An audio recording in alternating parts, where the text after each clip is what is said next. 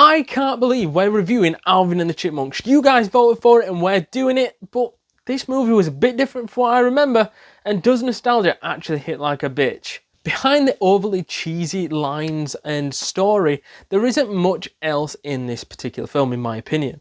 Watching in 2025 with a new pair of eyes compared to watching it as a kid is a completely different feel, and I did expect it to feel that way. However, when I've watched Spy Kids, Night at the Museum, and other things recently, you get a different feel. You get this feeling like it's not just nostalgia hitting like a bitch. It's also, you're getting this feeling of this is actually a quality film.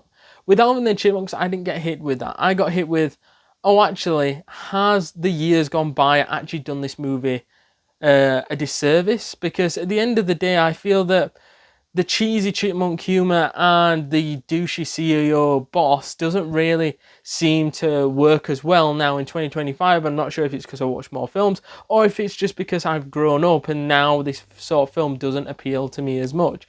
Before we jump back into this video, guys, please do us a massive favour and smash that subscribe button, because you do not want to miss a thing this week, next week, and the week after, because we've got tons and tons of content planned for you guys, and you can do us a massive favour by smashing that subscribe button. Hence why when I'm looking at rewatching films, this might not be on my rewatch pile, because I just don't feel it did enough for me personally where I would actually go and rewatch this kind of film again.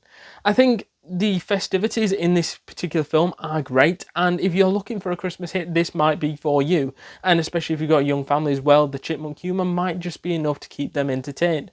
But what I would say is that it doesn't hold your interest for the full length of the film.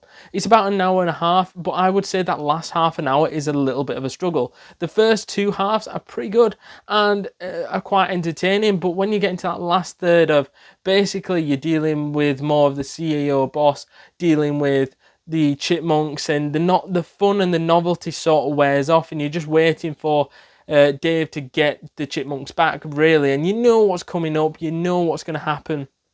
The story is very simple as well, so nothing really stands out, nothing surprises you. It's, as you watch it, you'll understand that you know where the story is going. You've seen this sort of thing over and over and over again with other kids' movies that you probably watch. Story is quite weak, even though it's a story that could happen to any rock star or anybody of the CEO really getting greedy, exploiting them, trying to push them to their limits and their well-being. Do let us know down in the comments down below.